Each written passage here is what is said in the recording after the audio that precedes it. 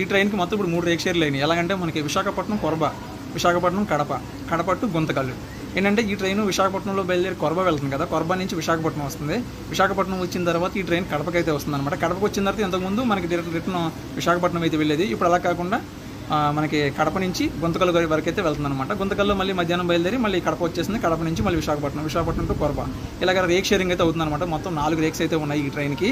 So ఇది rake sharing చేయడానికి ఇంకో కారణం ఏంటంటే ఈ ట్రైన్ కడప మనకి మార్నింగ్ 7:25కి అయితే వస్తుంది ప్రతిరోజు. వచ్చి మళ్ళీ ఈవినింగ్ 5:40కి అందుకు బయలుదేరుతుంది ఇది.